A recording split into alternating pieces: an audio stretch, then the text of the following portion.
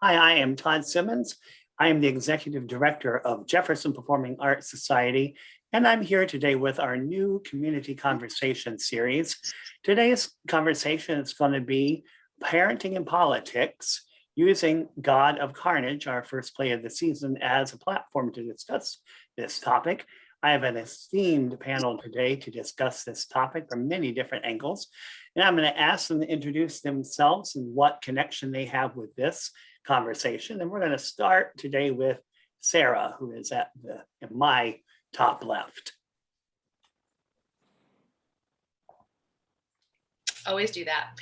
My name is Sarah Black. I'm an assistant professor of psychology at the University of New Orleans. I'm also a licensed clinical psychologist. And my area of research is actually very relevant to this play. I'm interested in parenting and parental psychopathology and things that parents can do to sort of shape their children. Okay. Ryder. Hi, I'm Ryder Thornton. I'm a professor of practice in Tulane's Department of Theater and Dance. And I wrote my dissertation on Eugene O'Neill and have an interest in tragedy and modern tragedy and tragedy in the contemporary sense. And I really love Yasmin Reza's work. And I think it's really interesting how she says, you know, people think of my plays as comedies, but they're very tragic. And I've always enjoyed work, and I've never had a chance to direct it, but I do look forward to seeing this production. Excellent. Well, thank you for being with us. You are not Jacques, but your little window says Jacques still. Yes, sorry. It's my husband's iPad. My name is Angel Soulas. Jacques is my husband. He's French. We run a restaurant in Mid-City in New Orleans. We have 2 boys. But they're men now. But reading this play has totally brought me back. I don't think I've ever gone that deep down that hole, but it's come close, I'm sure, once or twice after reading the play. It brings me back, and I know what clafoutis is, by the way. Just saying. Good. I'm very interested with you to talk about, considering this is written by a French author, and so it was obviously written through French eyes of parenting, to see if you believe there's a difference between parenting, the way parenting is viewed between French society and American society, which this is translated into, but we'll get to that. Our wonderful director, who is doing his first show with JPAS, I'm so excited to have Donald Jones Jr. Welcome. Thank you. Thank you. Hello, my name is Donald Jones Jr. I am originally from New Orleans, and I am a director, choreographer, and actor. Recently moved back home during the pandemic from New York City, where I was on Broadway for the past 7 years, and have been looking to sort of, you know, double up my talents and also look into doing direction and choreography. So it was an awesome opportunity to come home and be able to do that at a professional theater back at home. So I'm very, very happy to join this production and to join the JPAS family. We're thrilled to have you with us, Donald. And last but not least, Susie. Okay, my name is Suzette Wilkinson, and I am, can y'all hear me? We can. I am the publisher and editor of Macaroni Kit West Bank. It's a family-friendly e-newsletter and website that brings the family events to the community, you know, to let them know what's going on in our community. I am also the parent of 3 boys, 16, 14, and a 7-year-old. Obviously, I'm interested in parenting, and I did read the story, and in some ways it did relate to situations that we have gone through the years, having 3 kids. Obviously, we have had issues at some point with other children, so I thought it was a very interesting play, you know, the information and the way that they present parenting in other places and how to try to make things work for everybody. Mm-hmm. Okay, then, for our question to kick us off. So Merriam-Webster defines carnage as the flesh of slain animals or of men, or great or usually bloody slaughter or injury. So we get the line, God of Carnage, in the play where one of the fathers says that he believes in a God of carnage. And this is near the end of the play where things have already quite heated at that point in time. Why do you think that the author chose that one specific phrase to represent the entire play? I'll just throw that on the table for anybody.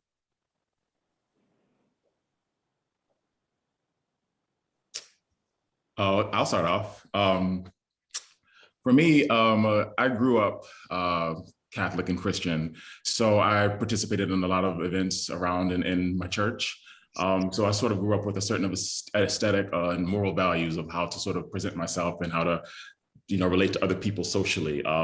So for me, it was sort of just a juxtaposition of how this being can create and have this beautiful space in this beautiful world, but there's got to be some sort of balance. There's got to be some sort of a way to see it from another vantage point, see it from another point of view. And I believe the character Alan, who is played in the show, says it because he, of all the characters, for me, again, like we said earlier, is the most normal. And I think of him, he's able to see both sides of the fence in the show between all of the characters. And I think the carnage of it all is these characters, present themselves in a different way than they normally are to each other or to their family.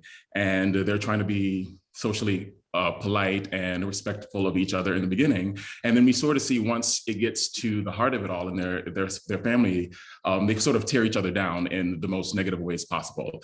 And for me, the end of the show, there's a beautiful moment where the character of Veronica has a phone conversation with her daughter. And that's sort of the turning point in the play for me, because I feel like at that moment we see an adult talk to a child. And I think they're the most genuine, sweetest they are in the show at that moment. But before all that, we see them sort of rip each other apart. So I think the God of Carnage is just seeing the difference in how adults can sort of play both sides of the field, be morally, socially right and responsible when it comes to rearing their children, but also in that same love of rearing their children are willing to tear someone else who's an adult down to shreds. So it's the sort of juxtaposition of being able to play off of that is the God of Carnage is how I see it from what I've worked on so far with this show. Why don't you, before we get too deep into it, would you give us a brief, like 2 to 3 sentence description of the 4 people in this show? Okay, so we start off with first line in the show is Veronica. So she is the mother of Henry, who is one of the children, who's the children who gets hit in the face. And she is very type A. I feel like likes to be in control, likes to insert herself into situations that don't necessarily involve her, but she wants to be right all the time. And she wants to be heard, which is, most people. Next is Alan, who is the father of Benjamin, who is a kid who strikes Henry in the face. And he is a distracted father, in my opinion. He has focus everywhere else and sort of shows up when he needs to be there, but not necessarily wants to be there. But for him, he's sort of the character who is sort of the straight man throughout the entire show for me.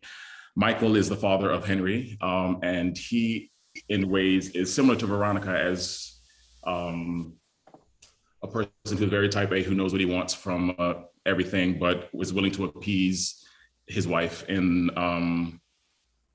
a way that doesn't make him look like the asshole that he is.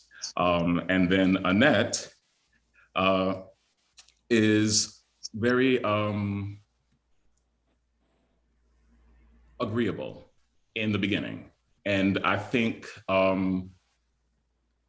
she's one of those people who are always agreeable. And then when it comes to the time then she can't be agreeable, it comes out and bursts out into something really over the top. Is sort of her character. So that's how I see them. And that's how we're sort of working it right now at this point in the show. It kind of literally bursts out now, doesn't it? Yes. I don't want to give away too much. Yeah. Let's turn to the rest of the room about that question. Like, why is it called Carnage? I was going to say, and I think this sort of goes along with the point that Donald was making, that I think by referring to a god of carnage, in some way, the character is suggesting that this is something that is in all of us, right? So it's not just that, you know, these are exceptionally bad characters that are acting badly. This is a sort of guttural instinct that I think, you know, all parents have when they're, you know, protecting their children and they're, you know, up on their haunches and really trying to, you know, see the best in their child, which requires them in some ways to see the worst in others. But yeah, I mean, I thought that by describing a god of carnage, that suggests that this is something that exists within all of us. Mm-hmm.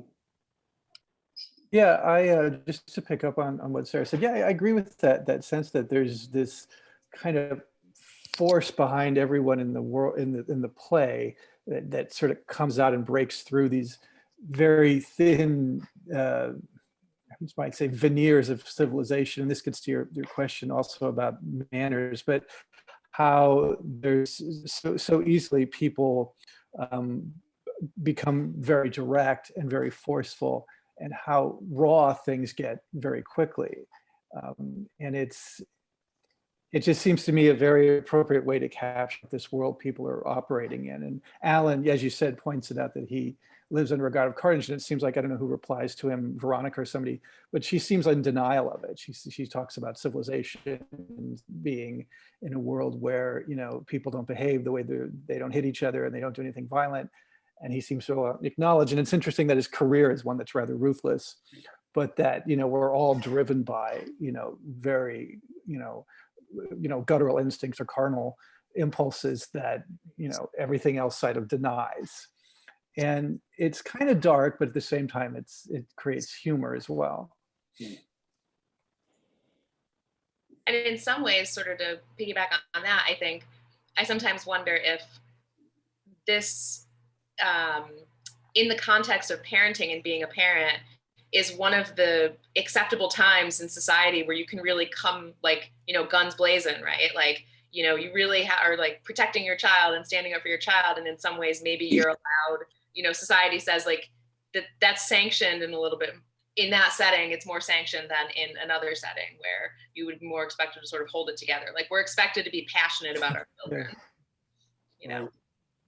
We are, and I can say that it's funny how at the beginning, you know, oh, let's bring out the tea and coffee tea, and we'll, you know, be very civilized. And I think it was Alain, the father, said, oh, wow, if it would have been us whose kid, you know, got hurt, I don't think we could be this nice. But at first they try, and it can go south so quickly when somebody says anything about your child. All of a sudden, it's more than just personal. You take it, and then it's true. You can get very ugly, and it shouldn't be that way. But unfortunately, I think it is a very animalistic instinct in us to protect our young, in a way. And so you always have to stand up for your kid. And it's strange that they don't have the children there. So it's just the parents. And yeah, I mean, it can be that way, but it's because it's a guttural, it's instinct. It's something we were raised to do, take care of our young, I think. Interesting. Yeah, if I can just add to I'm sorry, not Jacques, but I know, I'm Angel. I didn't know it was gonna. I am not. Sorry. Sorry for what Angel said.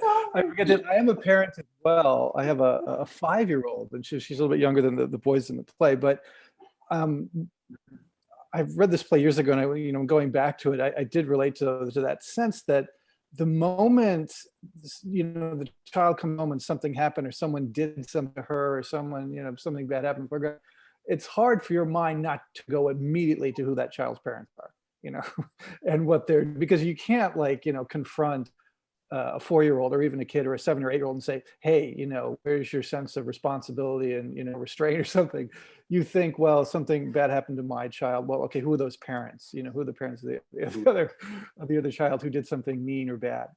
And then, you meet them And I've had these experiences, and you realize they're just people. They're just people, working people, trying to, parent and get on with their lives. And maybe they don't have time to do everything perfect like we do.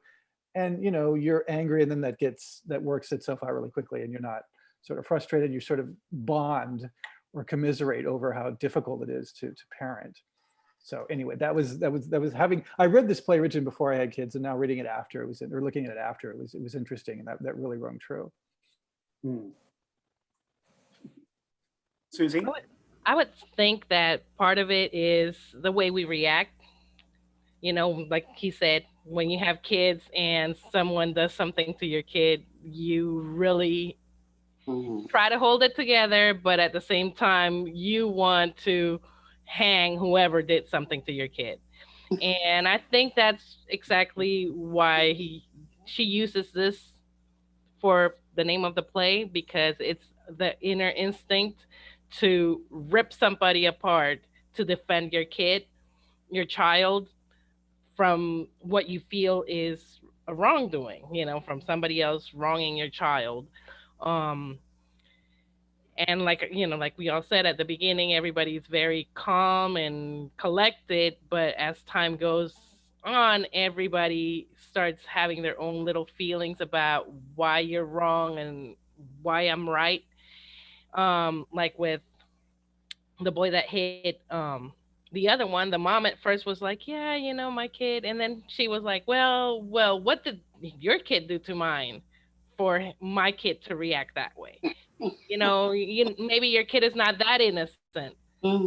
Maybe something happened, and I think that's where the carnage goes. Like, you're gonna go full force to defend your child without regards of anything else. Right. I think there's also, I think we're naturally protective of our children, but I also think that our children are a reflection on us. And so, if our child does something wrong, then, kind of like speaking to what Ryder was saying, like, if some child does something to your child, you're like, what's wrong with those parents, right? And so, and then you meet them and they become real people, and then, you have more empathy. But I think that certainly when, something goes wrong with your child, I at least feel, and I think most parents do this, that you think, well, how could I have prevented this? Or how could I have made this better? Or how could I have, and so I think when the child who hits, when Benjamin, when Benjamin's parents are sort of having to acknowledge, like, he hit this kid, they have to come up with a reason for why he did it, because otherwise it's like too, like, it's too hard for them to admit that their child might have done something that they find appalling. I also want to just add, there's something to be said about doing something wrong in order to do something right. Like, all of these parents are trying to protect their child, but in the effort to do that, there's all of this carnage that happens between everyone else. So is there a time when, doing something wrong in order to do something right is okay? Or how do we sort of find that balance, or how do we map that out?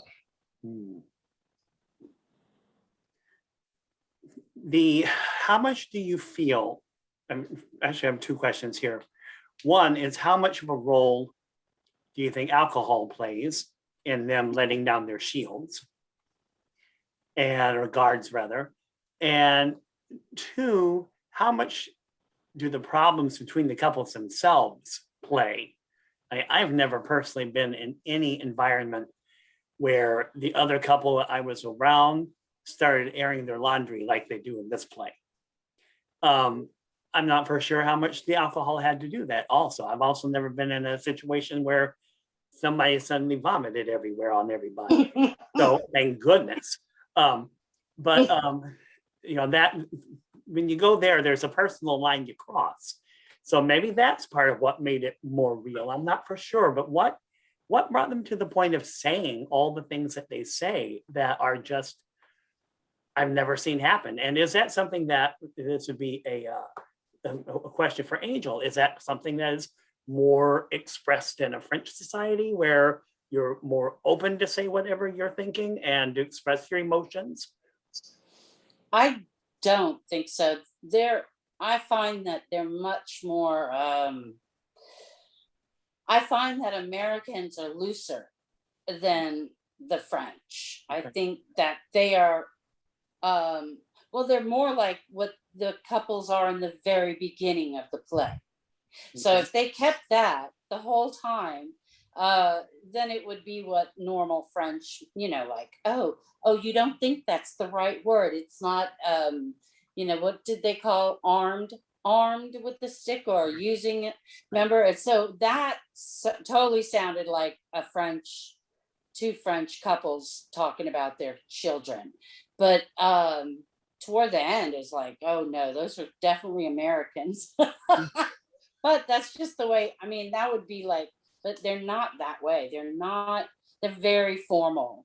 Mhm. And it's a Montessori kind of thing, the education system is much more, the child is always given more responsibility to govern themselves than trying to govern the child.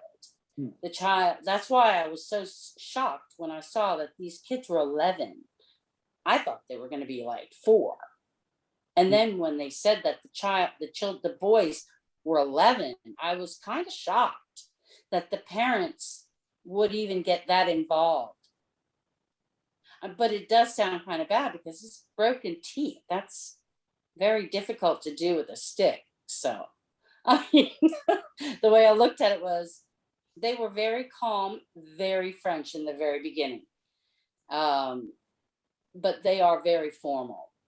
And the child is made to be, it's meant to govern themselves in their education, to be more in charge of it with the Montessori method.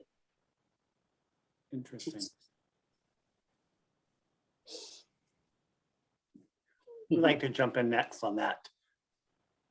Well, I was just going to say, in reference to the first part of your question about, sort of, did the alcohol do the job of, letting all of these things fly? I mean, my read of the situation is that I feel like alcohol was the excuse, but in a way, I think it's so hard it's so hard to maintain your composure for so long. And clearly there's all this like stuff under the surface that people are pushing down.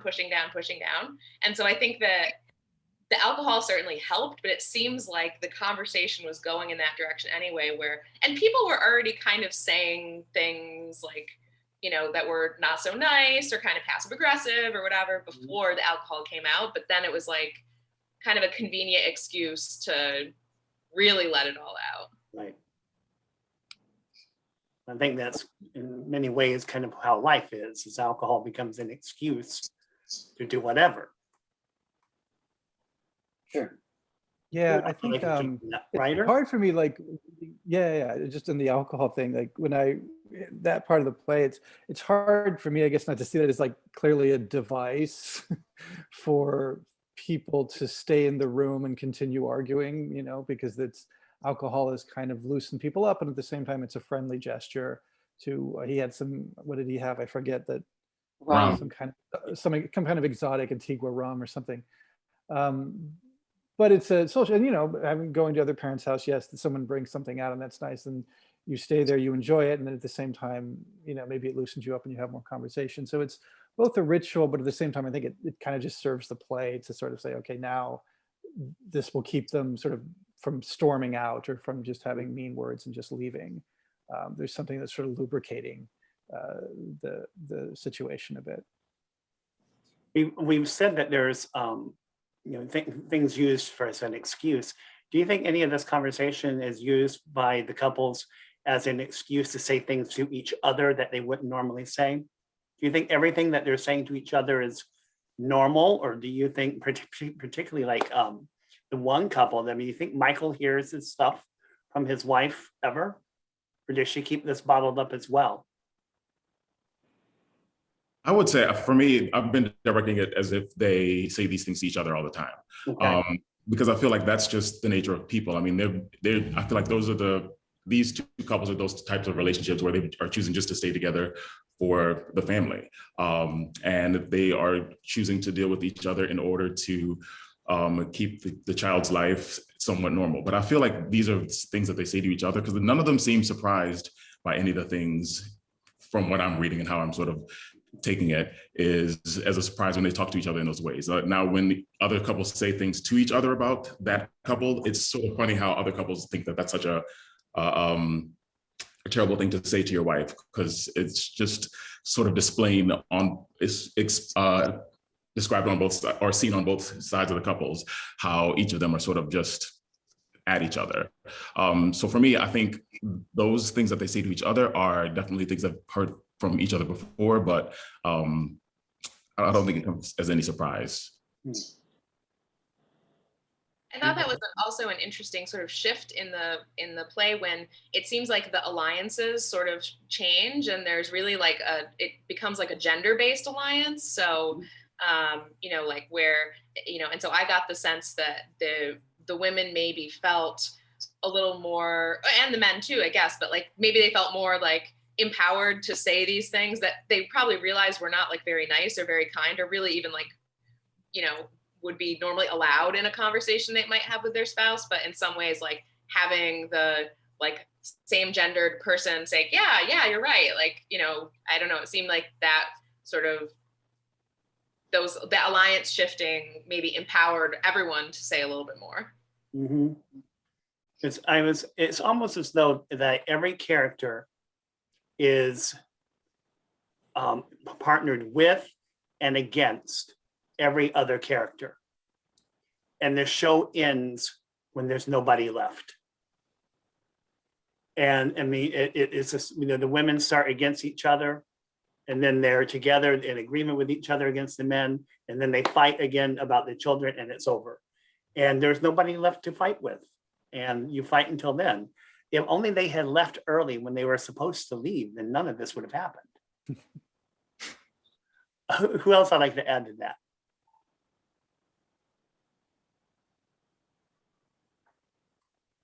Okay, then. So God of Carnage has been called a comedy of manners without the manners, because of the civil discourse that we've been talking about the whole time. How do you think the play reflects today's sense, or lack thereof, of good manners with civil discourse? Maybe let's go backwards this time. Let's start with Susie this time. Well, I think that basically they try at the beginning to, you know, use their manners to get this situation fixed. But obviously, as time goes on, alcohol gets involved, everybody gets more defensive. These manners go all out the window. You know, like we talked, you wouldn't be saying these things to your husband in front of somebody else. Um, and I think nowadays we usually kind of, how do you say, you throw the rock and you fight before you even get to the conversation to see what happened. Like, you know, you're defensive before you actually know what happens or get together to have the conversation in many occasions. For example, I had an issue with my kid, and I remember when I went storming to school and said, "You guys take care of this now." And I didn't give them a chance to talk. It's true, but at the same time, they were ignoring what was going on. And they were avoiding that I would communicate with the parent. So when I finally did communicate with the parent, I did not go to the parent the same way I went to the school. I went to the parent like, "Hey, listen, this is going on. You know, can we talk? Can we try to work this together? Because I'm sure your kid is a wonderful kid, but I don't want him hitting my kid all the time either." And, you know, at first she was very defensive. And then she was like, "You know what? Your child's right there. Let's ask him what's going on." And that's how we fixed the situation. We talked to the children.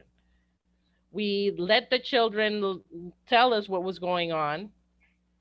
And then, you know, we came to a solution together, which the school wasn't willing to do. They weren't willing to put us in the room together, but I'm pretty sure it was because of the way I approached the school. But in general, schools don't want to put parents together anyway to avoid situations. But again, like I said, when I came to the parent, I I came with more manners. I was like, hey, listen, something's going on. I want to talk to you about this. And her reaction was the same reaction I had with the school. She was very defensive. Mhm. And, the manners weren't there. And later on, once we actually sat down and calmed, we both could have a good conversation with the children and solve the problem. So I think that's how a lot of us are nowadays, so that we forget the manners when we go approach an issue. Mhm. And it kind of, in our situation, it kind of goes backwards. We go in without the manners and we end up, in a more civilized way.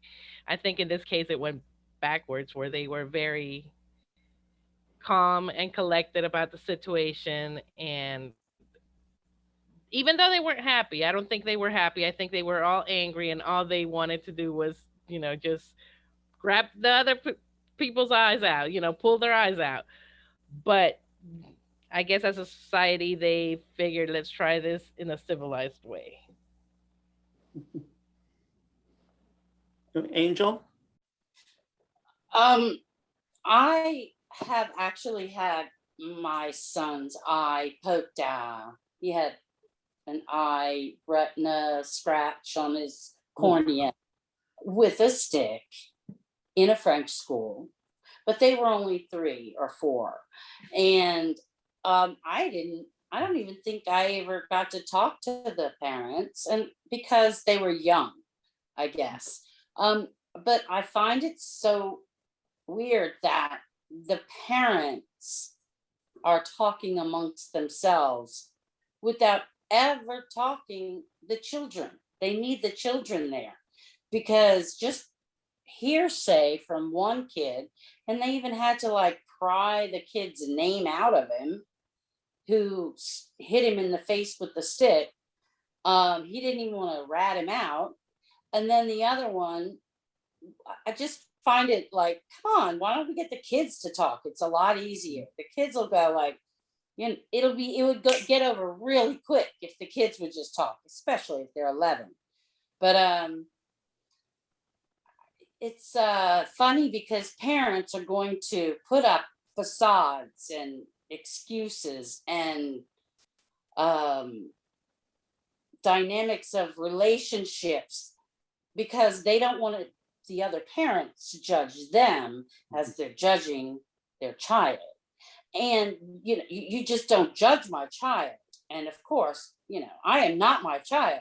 I am better than my child, but don't judge my child. It's just, it's just the way it works. And even if you don't think you're that way, you end up being that way when another parent is confronting you. It's just, I don't know. It's the dynamics of parenting that, like I said, it's pretty innate. It nobody teaches you that. It just happens. Mhm. And it's amazing reading this. I read it quickly, but it does. It just shows how it evolves. Mhm. And yes, the alcohol helps. But I mean, she was already throwing up before the alcohol.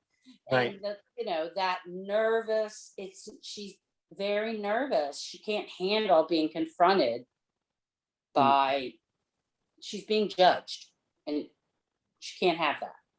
Do you think that the one little boy really didn't want to rat the other guy out? Or do you think he didn't want to give up his name because then they were going to figure out what he actually did to deserve getting hit? That's yeah.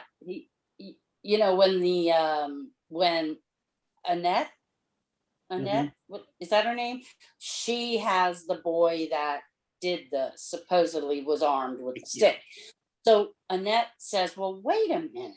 When she starts figuring that out, what provoked him? And yeah, it's true. You never know. I mean, a kid doesn't just pick up a stick and hit another kid for no reason. I mean, they So talk that's why, about, yeah, there's two sides to every Right. story. That's well, why they're you have talking to have about the gangs. I mean, we know that they have a gang and they wouldn't let him in. Oh, I didn't know that. Yeah. Ryder, what did you add to this conversation? Yeah, okay. I guess when I think about getting back to your question, the comedy of manners and how this is comedy of manners without the manners, and I think of um,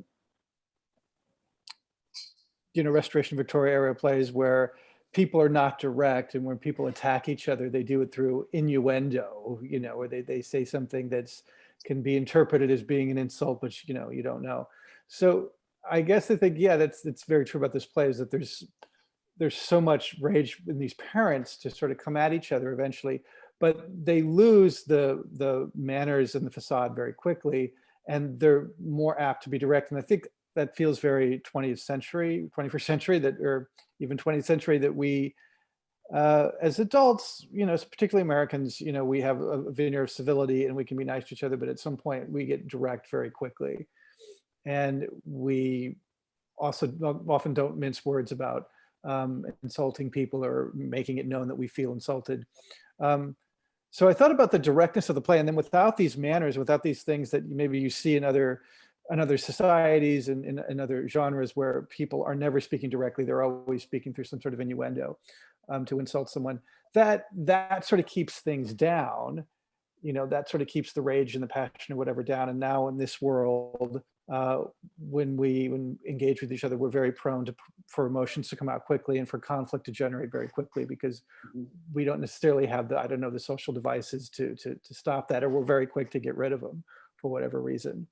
But I think also the play gets to a point where people have, they come at each other pretty hard, but eventually they find some way to be peaceful, but they have to go through this very, I don't know, call it a pathos or something. They have to go through this very brutal conflict, or this very painful conflict, to get to a place where they can finally,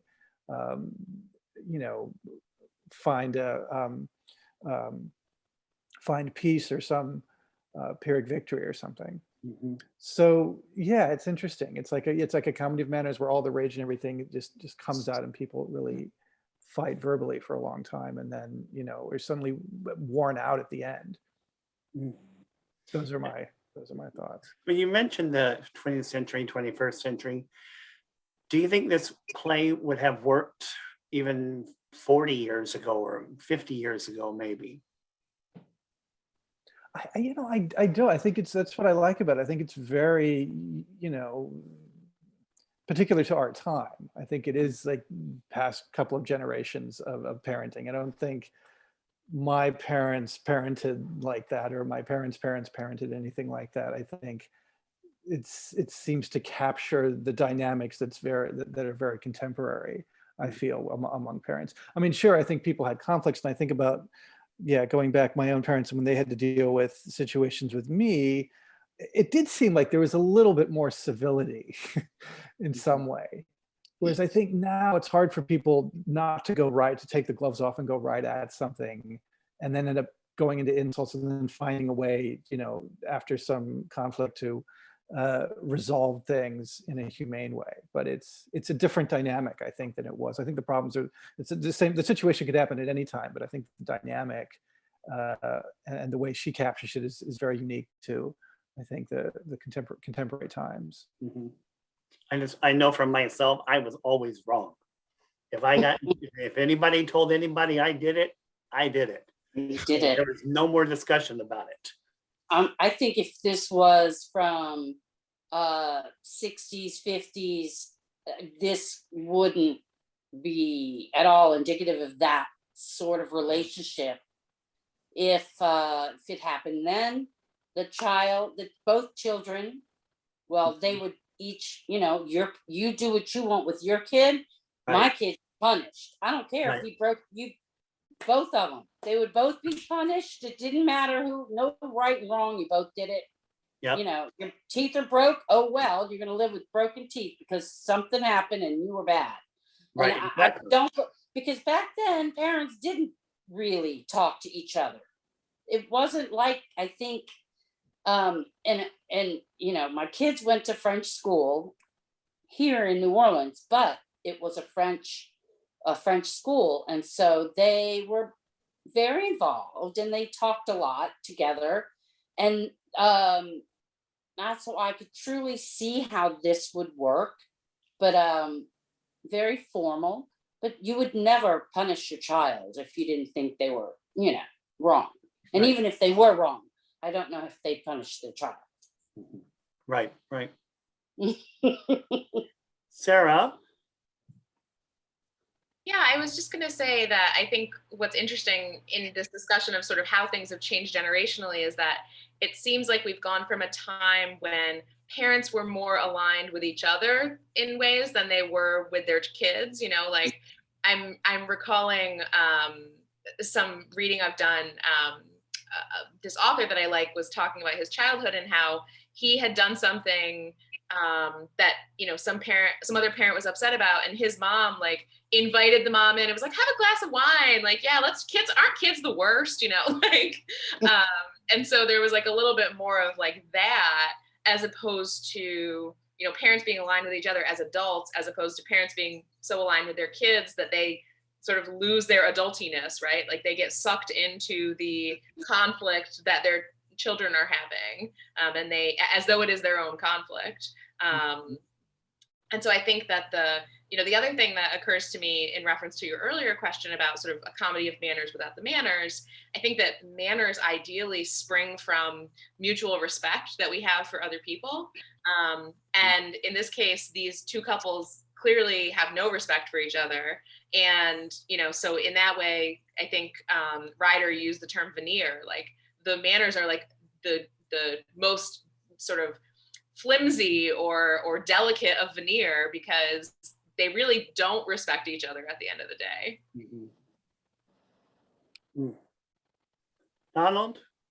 Yeah, I want to go back to the play manners of manners. And what's really exciting for me working on this show is sort of setting up the manners really key in the beginning, letting the audience see that these couples are trying and sort of overplaying that a little bit.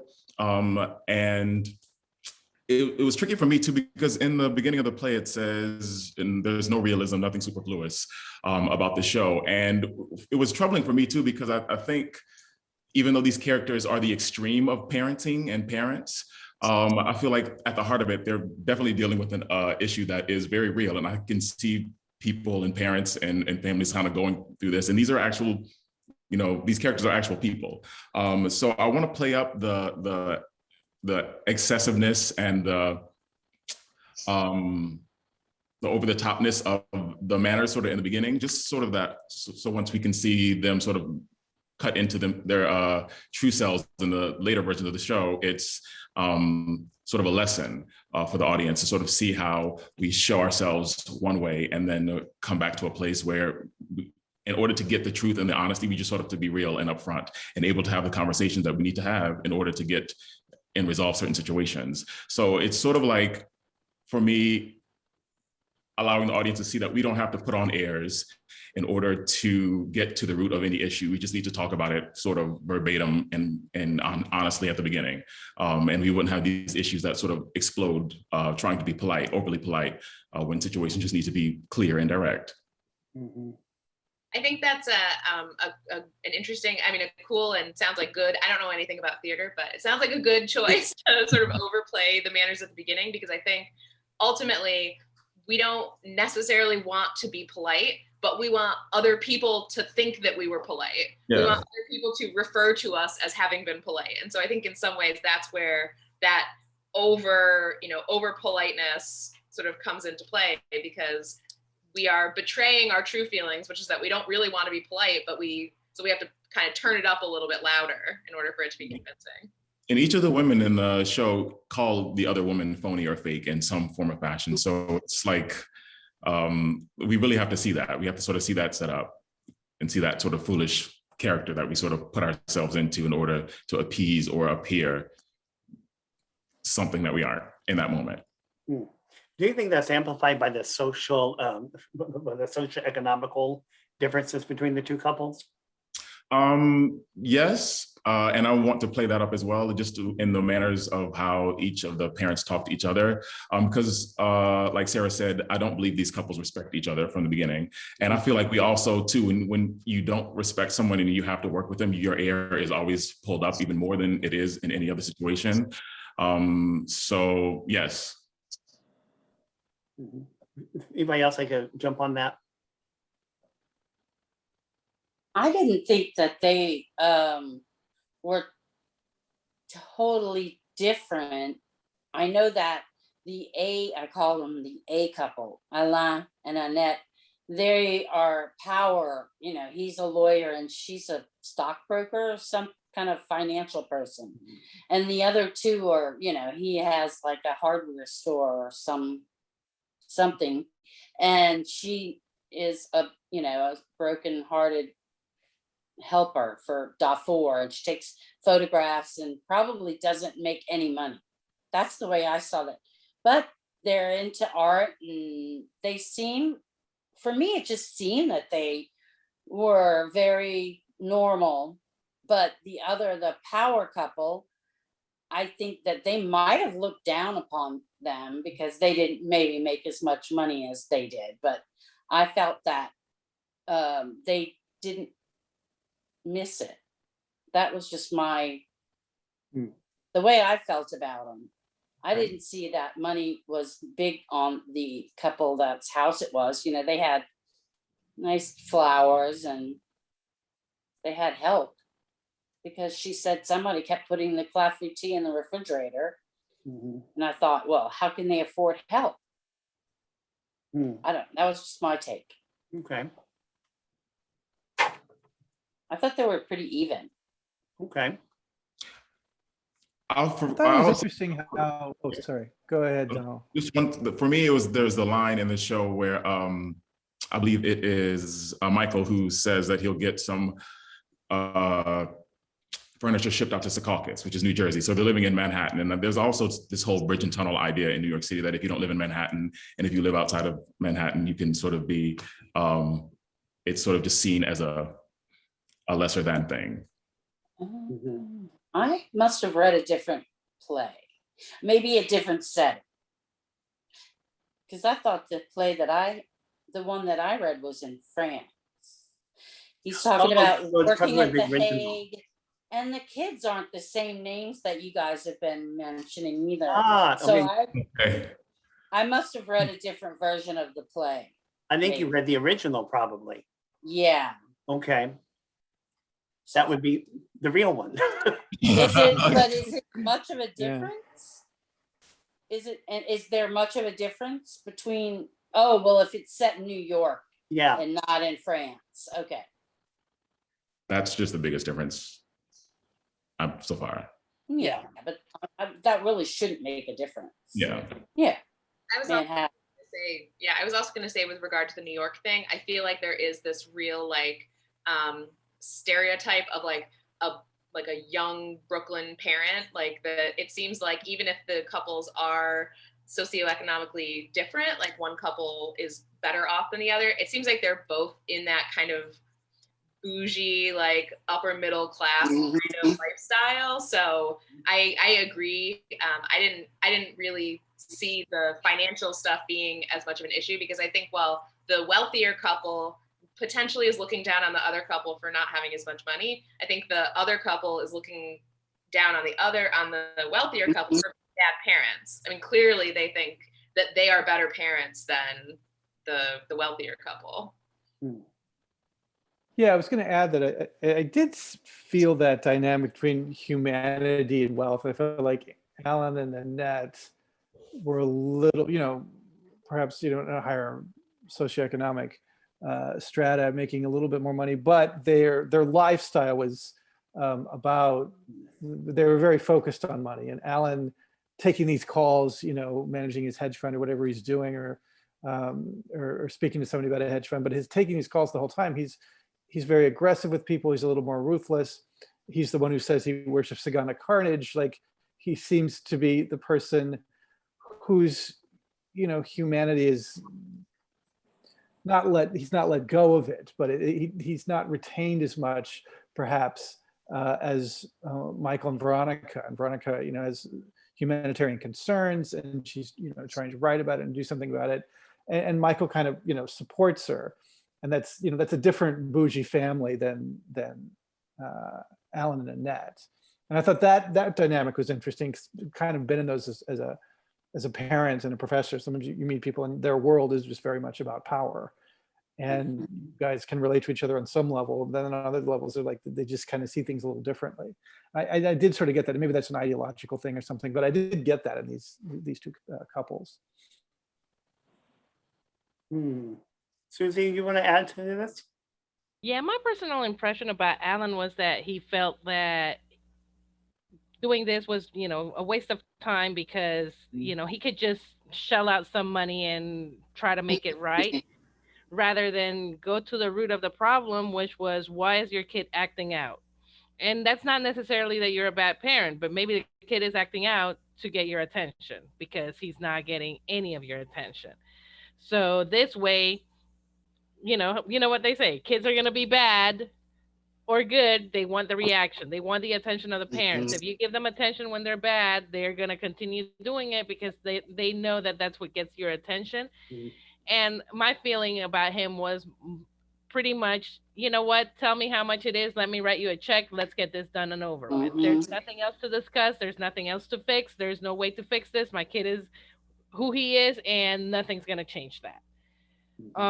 While Veronica was the name of the other mom in my play, Veronica was more of a, this has to change because children need to learn to behave and be kind to each other, and that's the way we're going to make a better world.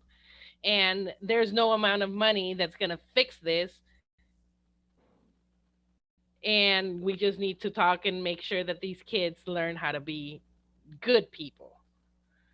So that was my impression of the couples, while Annette and Michael, they seem pretty much like in their own little world. Annette was like, I don't want to be judged. I don't want to be the bad parent, the one that, doesn't think there's anything wrong with her kid and that doesn't think that things need to be fixed. And she was not all about of like, let's just write a check and forget about it.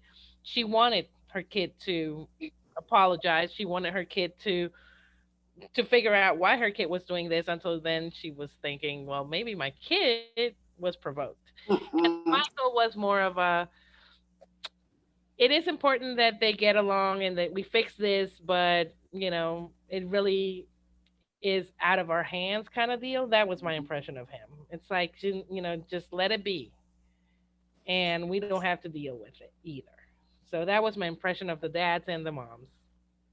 So if I take that, do you think that Alan and Annette are the ones who truly want to figure out what their son's doing? They probably don't think it's a big deal. They think their son was probably provoked and that they will discuss it with him and talk about it.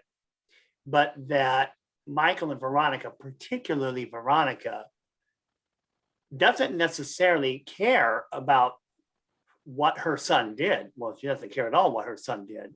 But because of what happened to her son, it puts her in a power position over a couple over whom she would normally not have power because she financially can't compete with them. But now, because her son lost 2 teeth, she can play with teeth instead and say, I've got 2 teeth here that you got to pay for now that makes me better than you. So does she use this as a power trip over the other couple? And for her, is it only about power?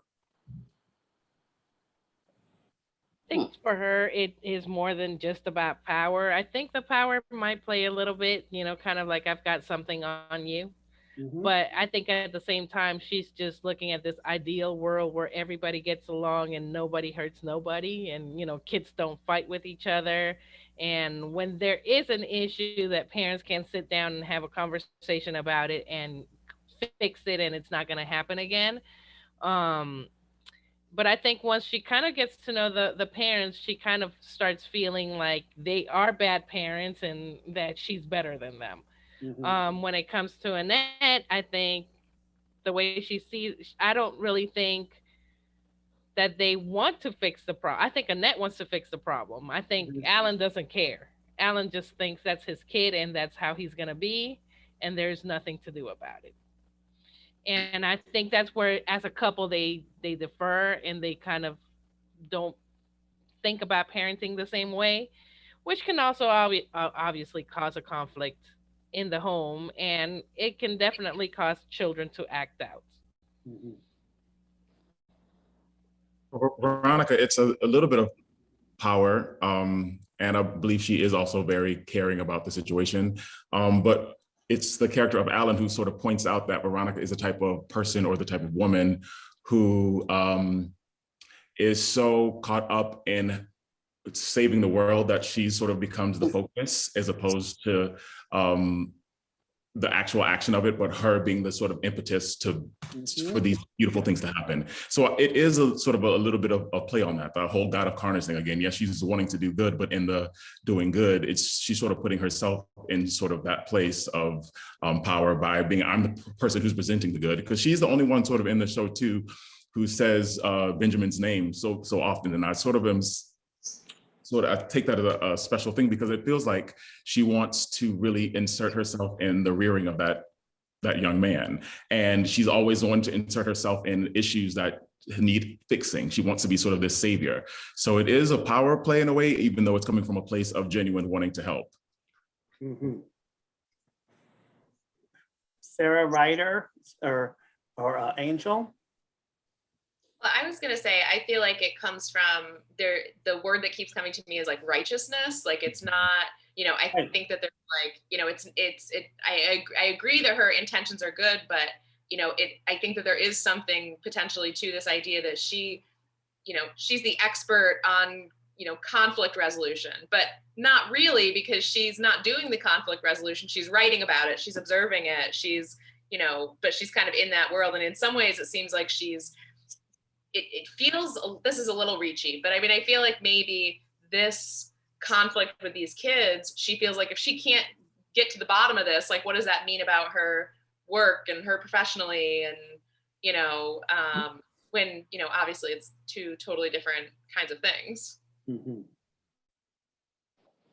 Yeah, I agree that she's definitely finds a calling, in this conflict, and she's, she has that kind of conflict resolution impulse. And to defend her a little bit, it's interesting that she's the one who's the idealist. I mean, she's the one has that inspiration to humanize a situation, and she has, she, as I said, like they're the couple that have kind of retained their humanity a little bit more than Annette and Alan. And it's interesting to watch her and Alan really collide, because he has that line, something about, boys will be boys or whatever, like kids beat each other up in recess and during recess, that's how the world is, like you can't fix it. And she's that force of, no, maybe I'm not perfect at this, but there has to be an alternative to people just throwing up your hands and say boys will beat each other up at recess. So, I mean, that's the level on which I sympathize with her, because I mean, maybe she's very flawed, but she has a nurturing impulse, whereas when you compare it to Alan or somebody, it's a very sort of resigned, like, people attack each other and die, and that's it. And I think that kind of drives, that really drives the play, is that ideological collision. Okay. It seems like that's interestingly kind of reflected in his approach to this problem that the professional issue he's having, right? Like, so people are taking this medicine and they're flopping around and bumping against the furniture, but let's throw some money at it. Let's throw a press conference at it. Like it's the same kind of, he doesn't have different styles for different parts of his life. He's like one guy. Right. Last question. Do you think it's legitimate that parents could have come together and fixed this problem? Or was this meeting inevitable? I don't think it could have been fixed without the children. That's why it's a great play. I mean, it's a great one act. Because the children there's two sides to every story. And even if the kids are going to sit there and lie, I mean, you're still going to get down to the bottom of it, to what is at the base of it. We don't know anything about why these parents are fighting. It's hysterical when you think about it. That's what's so funny, is that these people get dark and ugly and drunk and throw up but we don't even know, they don't even know why. They just know that the kids hit, they hurt each other, but they don't know why. They just don't know why. And that is the whole, it just, this whole thing goes on, but you just have no clue as to why it went on. Mhm.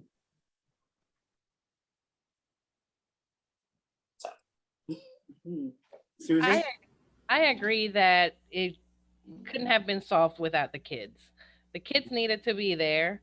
You know, like she said, to get to the bottom of it. That is actually how I solved the conflict with my child and the other child. Um, Granted, my kid did not do anything to the other child, but the situation surrounding the classroom routine caused the other child to have a reaction against mine. And this is something that if we didn't ask the kids, we would have never known. Mhm. So it didn't matter how much the mom and I sat there and talked. If we didn't know why her kid was hitting mine, we would have never been able to get to a resolution to try to fix the problem. Um, and yes, normally sometimes kids will lie, but for the most part, most kids will tell you the truth. They will be truthful at the end because I don't think most of the times kids want to hurt other kids. Mhm. It's Mhm. usually it usually comes from some sort of conflict, internal conflict for them, with external sources coming into play to have a kid react a certain way. And if we don't listen to them, we can't solve it. Mhm. Very good point. Ryder? I agree with this perspective. That's about in if you think of think the literal situation, it's not going to get resolved without the input of the kids and interaction with them. I think in the world of the play, it's interesting how you makes you think about this conflict between the children is really something that sparks issues that the parents have that they're working out in this room, and we're learning more about them, and it's interesting how the premise sort of reveals all these problems that they have and how they work through them. So I guess on the child rearing level, you have to bring kids into it to some extent. In terms of character relationships, which is what Yasreza is very interested in. I feel like the adults in the play have to fight it out, have to fight their differences out among themselves, and I think in some ways brings them closer. Mm. I find myself wondering, and sort of, what actually is the problem to be solved? Like, like we're saying, like, could this problem have been solved this way? Well, like, what's the problem? And I think it's interesting, like the whole play starts with them, writing up this summary of what happened. And I found myself wondering, what even is that for? Like, I mean, is it, I wasn't sure. And that moment feels especially sort of reflective of this question of like, what actually is the problem to be solved? I mean, certainly there's probably a financial exchange that needs to happen in terms of, repairing the kids' teeth. But like, other than that, like, why did these parents even need to come together in the first place? Right. That goes along with the very last line of the show, because Michael at the end, after all of that, literally says, "What do we know?" And it's just sort of like they've gone through all of this. They haven't really come to a solution with with the situation at hand. They all have been talking about what they know, what they can do, how you should rear your child, how you should be a parent, how you should be a husband, how you should be a wife. And they're all left still empty-handed. So it's such an interesting play for these people to go through all of this and show themselves in all of in such a light, and then still end up lacking. Mm-hmm. I said that was the last question, but let me ask one more. So what happened with the relationship with these two boys? Wait, one more time. what happened to the relationship with these two boys? What happened then the next day? Were they speaking? Were they mortal enemies? I think it's, oh, sorry, okay. John. No, go ahead. Go ahead. I was gonna say, You. yeah, I was gonna say, I think it's one of those things where they are actually friends. You know, you want to be. I think they're actually buddies. That's why he didn't want to give his name away. And I don't really. And I know the question was brought up earlier as if, what did the other kid do? I mean, kids, I know, even with my friends these days, we kind of go tit for tat. You play, and then someone goes too far, and then someone's teeth are missing, and it's an accident, and you don't want to give it away. So I think it really is. It wasn't an issue. I think it was just friends being friends, and sort of something happened terribly, and it sort of turned their parents' relationship upside down, as opposed to it being anything with the two students, like the two kids. I think it's really because they are 11, like you said. Angel, they're 11, so that they know better, and they say that in the show too. At 11 years old, you know better, but apparently at the parents' age, they don't know better. So it was like sort of to show. You forget.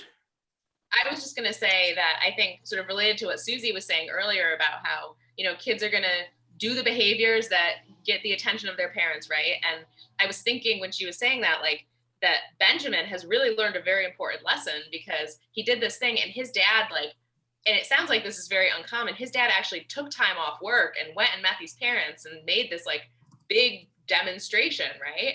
And so I feel like, I agree. I think probably the relationship between the boys is probably, as Donald said, but I do wonder about how Benjamin is going to come to conflicts in the future because he's now learned this lesson that if he does something this bad, he's going to get a big show from his dad. Good point. Very good point. Mm-hmm. Yeah, is Henry now going to let Benjamin in the gang? Is that? That's Yeah, what I'm good asking. question. Like, or is Benjamin going to dethrone Henry as the leader of the gang because he's he's kind of attacked him? But yeah, that's what I was thinking about. What's going to happen? That gang thing was a little scary, but if that's the dynamic, I mean, is Henry? They're going to the parents going to talk to Henry, and then Henry's going to have to say, okay, Benjamin can come in the gang, and we'll all be friends. And what were they doing that Benjamin was snitching about? Because wasn't that the thing that Henry called Benjamin a snitch? So this gang might be a little more nefarious than we thought. Right. But also too, Benjamin probably snitched because he wanted to do that bad thing as well, but he couldn't. So he, in retaliation, told on them.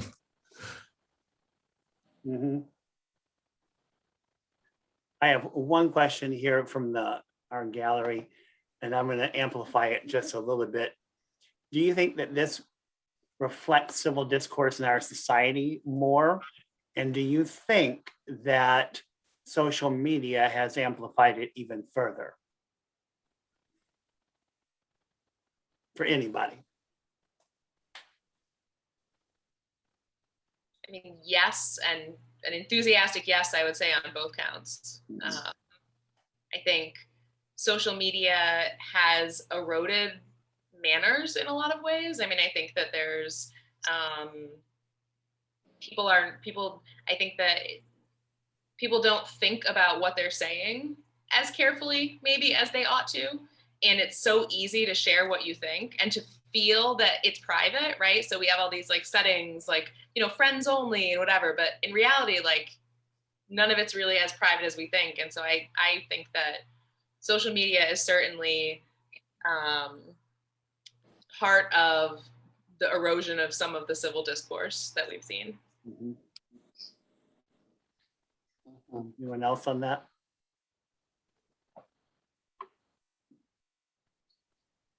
Yeah, I don't believe that this was, I'm not even sure when this play was written.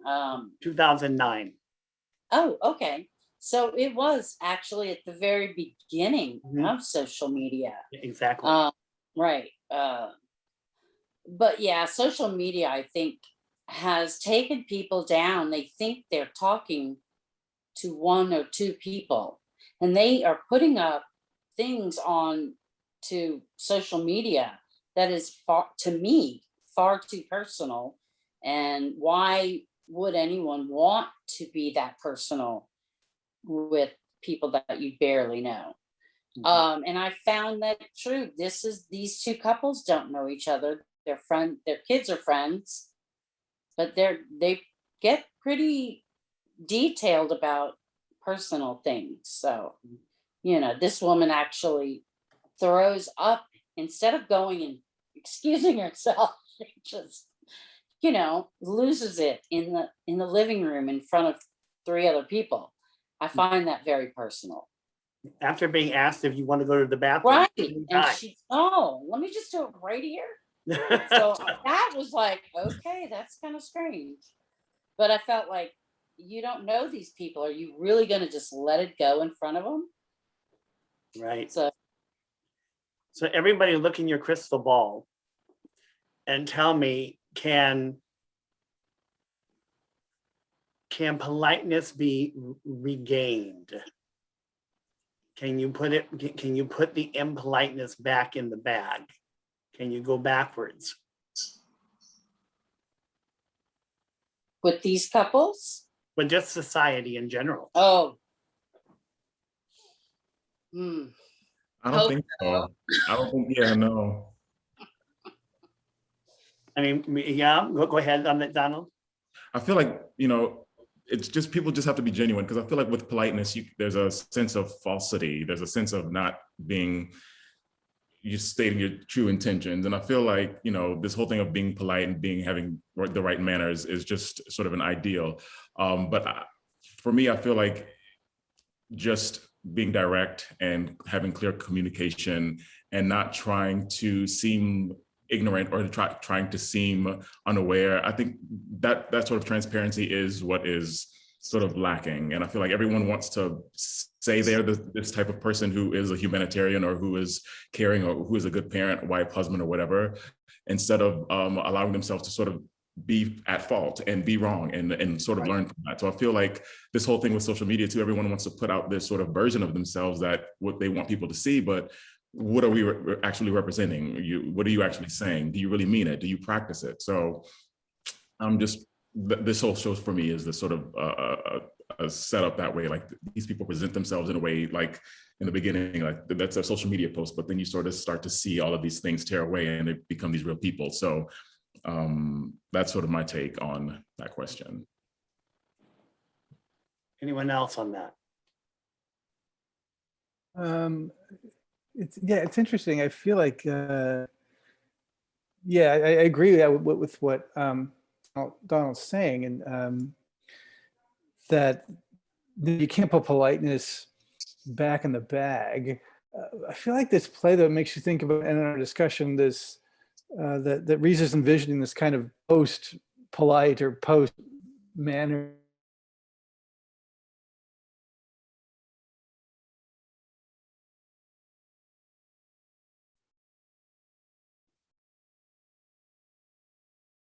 Come on. And then they're kind of in this aftermath. There's post-apocalyptic type plays where they have to sort of come together and try to rediscover how to relate to each other. Mm-hmm.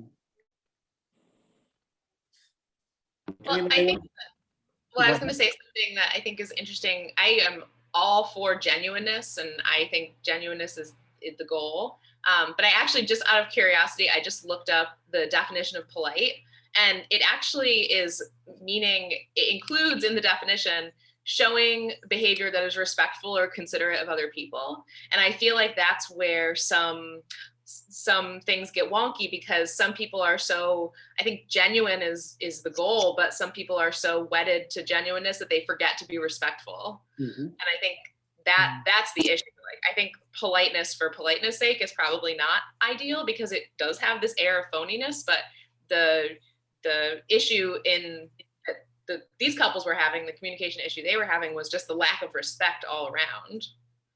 Right. Very good point. I want to give Donald, our director, our last word. Donald, why don't you tell us why you can't miss this show?